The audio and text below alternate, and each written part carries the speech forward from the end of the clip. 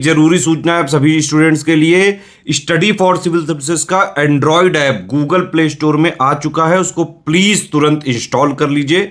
और अगर आप स्टडी फॉर सिविल सर्विसेज के सिर्फ ऐप से कोई भी कोर्स, कोई भी पीडीएफ परचेस करते हैं तो उसमें अप्लाई कूपन, अगर आप ज्ञान सर जो है आप उसमें अप्लाई करते हैं, ये कूपन कोड है, तो उसमें 20% फीस तुरंत माफ हो जाएगी। मतलब 20% डिस्काउंट तुरंत उसमें लग जाएगा।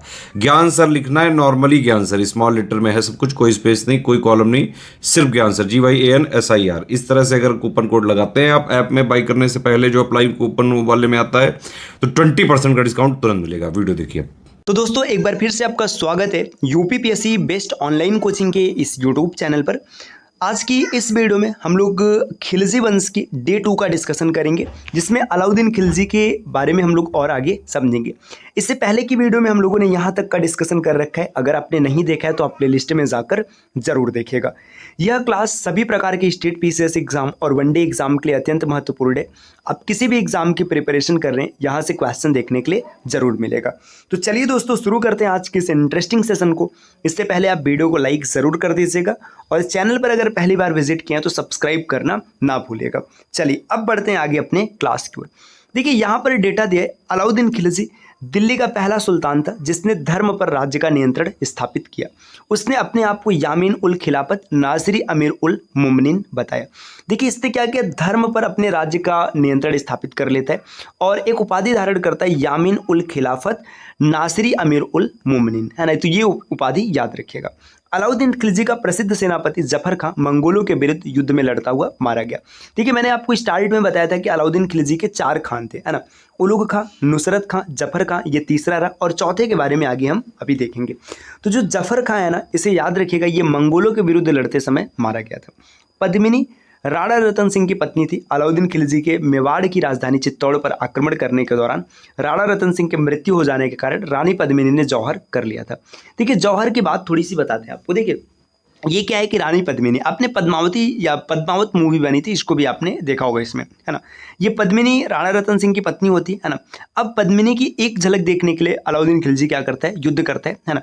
और इसके बाद क्या होता है कि जो मेवाड़ की राजधानी चित्तौड़ है ना, चित्तौड़ पर आक्रमण करता है और वहां से जीत जाता है। राणा रतन सिंह की मृत्यु हो जाती है। अब राणा रतन सिंह के साथ में ना इसके 2 सेनापति गोरा और बादल, ये भी नाम याद रखिएगा, ये भी नाम कई बार देखने के लिए मिलता है, गोरा और बादल, ये दोनों भी शहीद हो जाते हैं ना।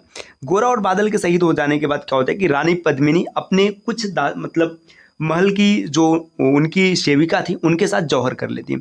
देखिए जौहर क्या होता है, यहाँ पे केसरिया और साका, है ना, केसरिया और साका, ये शब्द भी आपको देखने के लिए मिलेगा। तो ये सब याद रखिएगा, इसके बारे में विस्तार से भी आगे आपको समझाएंगे।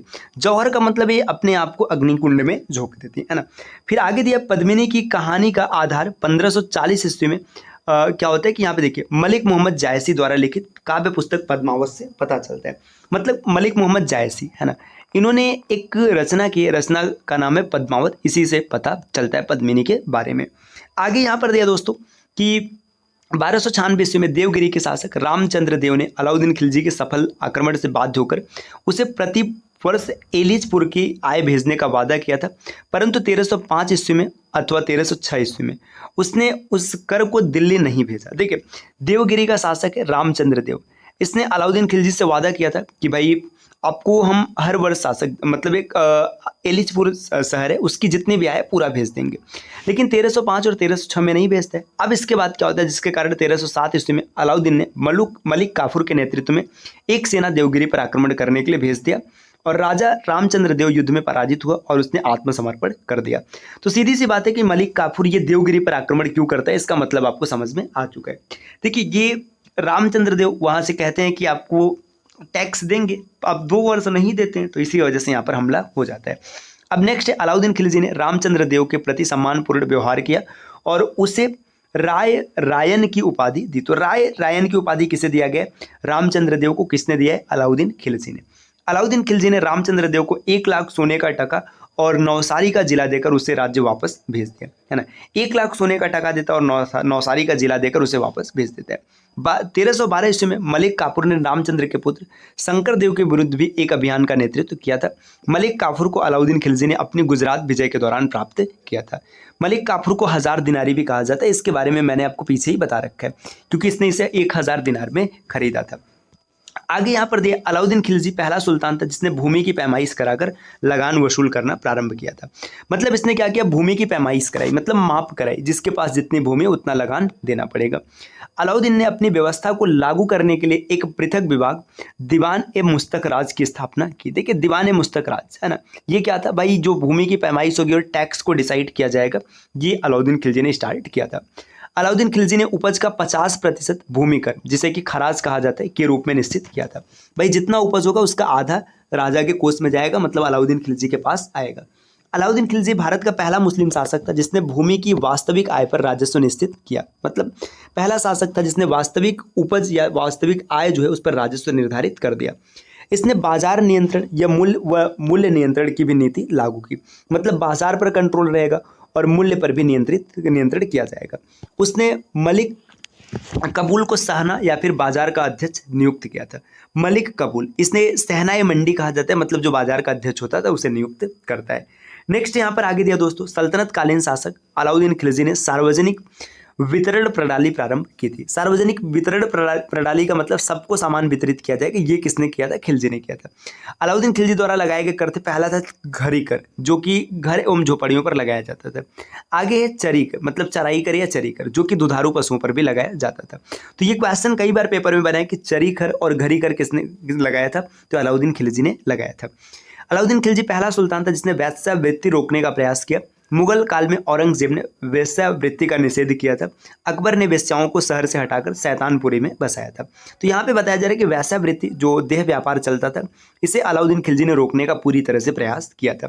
इसके बाद मुगल काल में औरंगजेब ने भी प्रयास किया था और अकबर ने भी ये प्रयास किया था। अब आगे दोस्तों देखिए, अलाउद्दीन खिलजी के बाद यहाँ पे मुबारक खिलजी के बारे में दिया, कुतुबुद्दीन मुबारक खिलजी है ना। ये खिलजी वंश का अंतिम शासक होता है जो प्रतापी रहता है। प्रतापी का मतलब जो काफ़ी दिनों तक शासन करता है। कुतुबुद्दीन मुबारक खिलजी, इसका शासन होता है, जो शासन काल चलता है, ये चलता है दोस्तों 1316 से 1320 तक इसका शासन चलता है ना। अब यहाँ पे इसकी उपाधि है खलीफत उल्लाह या अल इमाम और अल इज़ाम, ये सब इसकी उपाधियाँ दी गई हैं। यह दिल्ली सल्तनत का एकमात्र सुल्तान था जिसने स्वयं को खलीफा घोषित किया था। तो ये इंपॉर्टेंट पॉइंट हो जाता है, क्योंकि पूरे दिल्ली सल्तनत का एकमात्र सुल्तान है जिसने खुद को खलीफा घोषित किया था। आगे दिए, सिक्कों पर उसकी उपाधियां खलीफातुल्लाह द्वारा के रूप में अंकित मिलती हैं। नेक्स्ट, मुबारक खिलजी का शासन उदारता के साथ आरंभ हुआ। उसकी नीति थी क्षमा करो और भूल जाओ। मतलब मुबारक खिलजी क्षमा करो और भूल जाओ की नीति पर शासन करता था। जिस दिन सुल्तान बना उसी दिन कैदियों को कारागार से इसने मुक्त कर दिया। लोकप्रियता प्राप्त करने के उद्देश्य से मुबारक खिलजी ने अलाउद्दीन खिलजी के साथ भूमि एवं बाजार संबंधी विनियमों का भी अंत कर दिया। मतलब ये काफ़ी लोकप्रिय हो जाए, जनता इसे पसंद करे, इसलिए इसने क्या किया कि जो भी अलाउद्दीन खिलजी के नियम थे उसका भी इसने अंत कर दिया। इसके शासनकाल में खुतों एवं मुकदमों के सारे विशेषाधिकार लौटा दिए गए। अपने 4 वर्ष और 4 माह के शासन के दौरान उसने याचकों के प्रार्थना पत्र पुनः स्वीकार करना शुरू कर दिया, जिसे अलाउद्दीन ने बंद करवा दिया था। देखिए अलाउद्दीन खिलजी ने क्या किया था कि भाई जो याची आते थे उनके प्रार्थना पत्र को स्वीकार नहीं करता था, लेकिन इसने फिर से चालू कर दिया। 1000 दिनारी जो अलाउद्दीन की सहनाए पील था को जफर खां की उपाधि दी गई। नेक्स्ट यहाँ पर दिया, बरनी के अनुसार मुबारक खिलजी दरबार में स्त्रियों के वस्त्र पहनकर आता था और कभी कभी तो नग्न होकर दरबारियों के बीच दौड़ा करता था। मतलब मुबारक शाह खिलजी है ना, ये बरनी के अनुसार भाई एकदम पागल दर्जे का है ना, क्योंकि स्त्रियों के वस्त्र पहनकर आता था, कभी कभी नग्न होकर दरबारियों के बीच आ जाता था। मुबारक खिलजी बरादुओं पर अत्यधिक कृपा कृष्ट रखता था। नेक्स्ट यहाँ पर दिया दोस्तों, मुबारक खिलजी ने देवगिरी का नाम कुतुबदाबाद या खुतबाबाद रख दिया। उसी ने देवगिरी को सल्तनत का अटूट हिस्सा बताया और देवगिरी को अपने अधीन प्रभावी ढंग से कर दिया। मुबारक खिलजी ने कहा यहाँ टकसाल स्थापित की थी। देवगिरी को कुबुतुल इस्लाम या कुतुबल नगर भी कहा जाता है। कुबतुल इस्लाम दिल्ली को कहा गया और इसी नाम की इसी से यहाँ एक मस्जिद, देखिए कुबतुल इस्लाम मस्जिद आपने देखा है पीछे, कुतुबुद्दीन ऐबक ने इसे निर्मित करवाया था। मोहम्मद बिन तुगलक ने कुतबाबाद का नाम दौलताबाद रखा और स्टैनली लेनपुल ने दौलताबाद को गुमराह शक्ति का स्मारक चिन्ह कहा है। ठीक, आगे बढ़ते हैं। देखिए यहाँ पे नेक्स्ट दिया है नासिरुद्दीन खुसरव शाह है ना, ये कुछ दिनों तक शासन होता है भाई, अप्रैल से सितंबर तक है ना। इसकी उपाधि होती है पैगंबर का सेनापति है ना। खुसरो मलिक नासिरुद्दीन के नाम के नाम से अगला सुल्तान बना। वह गुजरात का निवासी था। उसने मुबारक खिलजी ने खुसरो खां की उपाधि दी थी और अपने राज्य का प्रधानमंत्री बनाया था। आगे दिए, खुसरो हिंदू धर्म से परिवर्तित मुसलमान था जिसे गुजराती हिंदू सैनिकों का समर्थन प्राप्त था। देखिए, ये हिंदू धर्म में पहले था और फिर बाद में ये क्या किया था, मुसलमान बन गया था और गुजराती हिंदू सैनिक जो थे इसका समर्थन करते थे। उसने खिज्र खां की विधवा देवल देवी से विवाह कर लिया, मतलब खिज्र खां की पत्नी होती है देवल देवी, इससे विवाह कर लेता है। उसने आइन उल मुल्क मतलब मुल्तानी को उसकी विद्वता के आधार पर अली मुल मुल्क तथा यूसुफ सूफी को सूफी खां की उपाधि दिया था। तो देखिए, सीधी सी बात है, मुल्तानी है ना, मुल्तानी को इसने उपाधि दिया था अली मुल मुल्क और यूसुफ सूफी को इसने सूफी खां की उपाधि दी थी। हुसामुद्दीन को खाने खाना तथा बरादुर रंढोल को राय राया की उपाधि इसने दी थी। नेक्स्ट, इसी प्रकार और भी कुछ बिंदु दिए। खुसरो शाह के दरबारियों ने उसे इस्लाम का शत्रु कहा और इस्लाम खतरे में है का नारा लगाया, जबकि उसके द्वारा भेजे गए उपहारों एवं 5 लाख टका को निजामुद्दीन औलिया ने स्वीकार कर खुद खुसरो शाह की सत्ता को मान्यता दिया था। देखिए, जो खुसरो शाह है ना, इसके जो विरोधी हैं ये इसे इस्लाम का शत्रु कहते हैं और इस्लाम खतरे में ऐसा नारा देते हैं, जबकि ऐसा सच में नहीं था। अब यहाँ पर दोस्तों दिया भारत में इक्तादारी का विकास। देखिए, इक्तादारी क्या होता है ये मैंने स्टार्ट में भी समझा रखा है कि ऐसे समझिए, जो साम्राज्य, जैसे मान के चलिए एक साम्राज्य है ना, अब इसको कई छोटे छोटे पार्ट्स में ऐसे डिवाइड कर दिया जाएगा। अब हर पार्ट को एक विशेष व्यक्ति को दिया जाएगा। अब यहाँ के टैक्स वसूलना, जिम्मेदारी, सब कुछ वो उस व्यक्ति की होगी, जिसे इक्तेदार कहा जाएगा। और बाद में यहाँ का कुछ हिस्सा ये राजा के खजाने में देगा यही, और अगर कभी इस हिस्से पर संकट आएगी तो राजा इसकी देखभाल करेगा। यही होता है इक्तेदारी। मुइजुद्दीन मोहम्मद गोरी भारत में इक्तादारी प्रथा का प्रारंभ करता है ना। इसने 1192 ईस्वी में ऐबक को हासी मतलब कोहराम का इक्ता और मलिक नासिरुद्दीन को एतिमुर को उच्च एवं मुल्तान की इक्ता प्रदान करता है। तदुपरांत उसने मलिक नासिरुद्दीन कुबाजा को उच्च का इक्तादार बनाया और ऐबक ने भी इसे विस्तार दिया था। उसने इल्तुतमिश को दिल्ली सल्तनत में सबसे महत्वपूर्ण इक्ता बदायूं का इक्तादार बनाया था। अब इसके बाद देखिए, इल्तुतमिश भी क्या करता है। देखिए, इल्तुतमिश, हालांकि गोरी एवं ऐबक ने इक्ता व्यवस्था को छिटपुट स्तर पर ही कार्य किया था। इल्तुतमिश ने पूरी तरीके से एक नीति बनाई जिसे इक्तादारी व्यवस्था कहा गया। इसने प्रशासन का अंग बना दिया और बरनी के अनुसार इल्तुतमिश ने दोआब क्षेत्र को 2000 तुर्क सैनिकों का इक्ता दिया था। अब बलबन ने भी इस पर काम किया। बलबन ने क्या किया कि देखिए, इसने इक्ताओं को ख्वाजा एवं साहिब दीवान की नियुक्ति की, मतलब जो भी इक्ता होते तो वहाँ पे ख्वाजा और साहिब दीवान पद से कर्मचारी नियुक्त किए जाते थे। बलबन ने 2000 इक्ताओं की जांच करवाई और पेंशन के बदले इक्ताओं का पुनर्ग्रहण का आदेश दिया, परंतु दिल्ली के कोतवाल फखरुद्दीन की सलाह पर उसने यह आदेश वापस लेना पड़ा। बलबन ने सैनिक मतलब जो इक्तादार थे है ना, इसे सवारे कल्प को 3 श्रेणियों में विभाजित किया था। सर्वप्रथम बलबन ने ही मुक्ता को अपना एवं अपनी सेना कि व्यय हिस्सा से अलग करने के बाद फवाजिल को सुल्तान के पास भेजने का नियम बनाया था। आगे यहाँ पे अलाउद्दीन खिलजी ने भी दिया है। देखिए, अलाउद्दीन खिलजी ने क्या है, इसने छोटी इक्ताओं को खालसा में बदल दिया और इक्ता के बदले नगद वेतन देने का परिपाटी चलाया। मतलब भाई, जो इक्ता है इसे खालसा में इसने परिवर्तित कर दिया, खालसा भूमि कहा गया और नगद वेतन देने लगा, है ना। अब लोधी के बारे में यहाँ पे दिया। लोधी का जो काल रहता है ना, लोधी के काल में भूमि का पुनर्हस्तांतरण बहुप्रचलित प्रथा बन गया। लोधी सुल्तानों ने बड़े बड़े भूखंडों को अक्ताओं के रूप में आवंटित किया। एक विशेषता यह देखी गई थी कि अब से सेनापति अपने अधीन इक्ता का विखंडन कर उसे सैनिकों में वितरित करने लगे थे। ये अपने इक्ताओं से भू क्षेत्र का राजस्व भी वेतन के रूप में अपने सैनिकों को आवंटित करने लगे। अब से इक्तादार को आधिकारिक रूप से वजहदार कहा जाने लगा। ये लोधी के काल में हुआ है ना। इसी प्रकार दोस्तों यहाँ पे देखिए और आगे दिया है कि स्थानीय प्रशासन, प्रांतों का विभाजन, सिख का मतलब है जिला, है ना, जिलों के रूप में हुआ। सर्वप्रथम बलबन ने 1279 में सिख का निर्माण किया था। इन्हीं जिलों को लोधी एवं मुगल युग में सरकार की संज्ञा दी जाती थी। मतलब मोदी और लोधी और मुगल, है ना, इस समय क्या था, इसे सरकार कहा गया। सिख का प्रमुख सिकदार होता था। सिख का विभाजन परगना में हुआ। अफीफ पहले इतिहासकार है जिन्होंने परगना शब्द का प्रयोग किया था। तो अफीफ ये पहले इतिहासकार है जिन्होंने परगना शब्द का प्रयोग किया। उनके अनुसार फिरोज के काल में दोआब में 55 परगने थे। यहाँ आमिल मतलब परगने का मुख्य अधिकारी आमिल हुआ करता था और मुशरिफ लगान को निश्चित करने वालों की नियुक्ति की जाती थी, है ना। अब ग्राम प्रशासन दिया दोस्तों यहाँ पर, और इसी प्रकार से और चीज़ें यहाँ पर दी हुई हैं। तो देखिए, वीडियो काफ़ी लंबी ना हो जाए इसलिए हम लोग क्लास को यहाँ पर स्टॉप कर रहे हैं, है ना, या रुके, मतलब ये थोड़ा सा ही बचा तो इसे पढ़ ही लेते हैं, क्या लंबा हो जाएगा। देखिए, यहाँ पर दिया ग्राम प्रशासन। ग्राम प्रशासन के बारे में दिया, सबसे नीचे की प्रशासनिक इकाई ग्राम थी, जहाँ पर खुद या फिर मुकद्दम या चौधरी मतलब जमींदार नामक पैतृक अधिकारी नियुक्त होते थे। मतलब चौधरी ये जिसे कि जमींदार आज भी देखने के लिए मिलता है कहीं कहीं, है ना, ये ग्राम प्रशासन पर नियुक्त होते हैं। वे अपनी भूमि पर रियायती दर से लगान देते थे जिसे किस्मत खूती कहा जाता था, मतलब चौधरी लगान देते थे जिसे किस्मत खूती कहते थे। दूसरे, वे किसानों से सरकारी लगान के अतिरिक्त जो प्राप्त करते थे वो अपनी हुकूक खूती कहलाता था, मतलब भाई सरकारी लगान से ज़्यादा किसानों से लगान लेते थे। अलाउद्दीन ने खूतों का कठोरता से दमन किया।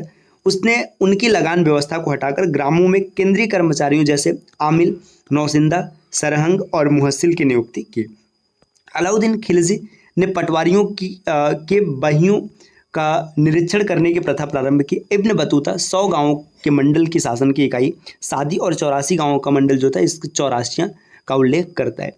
राजस्व व्यवस्था की बात करेंगे दोस्तों, यहाँ पे दिया सल्तनत युग की बात करेंगे कि वित्तीय नीति सुन्नी विविधताओं की हनीफी शाखा के वित्त सिद्धांतों पर आधारित थी। अलाउद्दीन खिलजी पहला सुल्तान था जिसने राजस्व व्यवस्था में महत्वपूर्ण परिवर्तन किया था। मतलब सबसे पहले राजस्व में किसने परिवर्तन किया? अलाउद्दीन खिलजी। मोहम्मद तुगलक की आज्ञा से राजस्व विभाग में सल्तनत की आय व्यय का विस्तृत लेखा तैयार करना प्रारंभ किया जाता है ताकि समस्त राज्यों में एक समरूप राजस्व व्यवस्था स्थापित की जा सके। फिरोज तुगलक के काल में राजस्व विभाग की संरचना पूर्ण रूप से विकसित हो गई। फिरोज तुगलक ने केंद्र का राजस्व 6,85,00,000 टका निश्चित कर दिया और उसे दुआब में 80 लाख टका की आय होती थी। अब आगे यहाँ पर देखिए दिया है कुछ विभाग और विभाग से जुड़े कुछ प्रमुख तथ्य, है ना। देखिए यहाँ पर दिया हुआ है कि दीवान ए मुस्तकराज की स्थापना का उद्देश्य बकाया लगान वसूली करना था, है ना।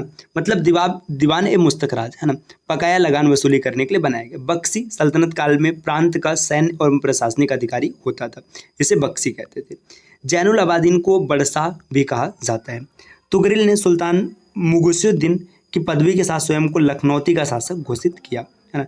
विदेशी यात्रियों को ऐजा कहकर पुकारा जाता था। फिरोज शाह तुगलक ने ये मतलब बताया था। अलाउद्दीन खिलजी के शासनकाल में लोग अपनी पुत्रियों का विवाह लिपिकों से नहीं करते थे, यहाँ पर ये बताया जा रहा है। ठीक है, इसके बाद आगे दिया अलाउद्दीन खिलजी का विजय क्रम अगर बात किया जाए, अलाउद्दीन खिलजी कैसे जीतता है? सबसे पहले गुजरात, फिर रणथंभौर, चित्तौड़ और तेलंगाना। नासिरुद्दीन खुसरो शाह दिल्ली सल्तनत की गद्दी पर बैठने वाला अकेला भारतीय सुल्तान था। तो नासिरुद्दीन खुसरो शाह, ये भी याद रखिएगा, दिल्ली सल्तनत की गद्दी पर बैठने वाला अकेला भारतीय सुल्तान था। तुगलक साम्राज्य 23 मुक्तकों के प्रांतों में विभक्त था। फिरोज शाह तुगलक ने सेना में विरासत का सिद्धांत शुरू किया। अधिराज्य में विश्वास रखने वाला सुल्तान इल्तुतमिश था, है ना। इक्तदारों का जो आय है इसका आकलन करने के लिए ख्वाजा मतलब साहिब दीवान की नियुक्ति बलबन ने की थी, है ना। तो दोस्तों यहाँ पे ये क्लास रही, क्लास थोड़ी सी लंबी है, आप वीडियो को ध्यान से देखिएगा, है ना। क्लास आपको कैसी लगी कमेंट करके ज़रूर बताना। और अगली वीडियो से हम लोग स्टार्ट करेंगे तुगलक वंश, और तुगलक वंश भी एक बेहतरीन क्लास होगी। तो मिलते हैं आपसे नेक्स्ट वीडियो में, तब तक के लिए नमस्कार।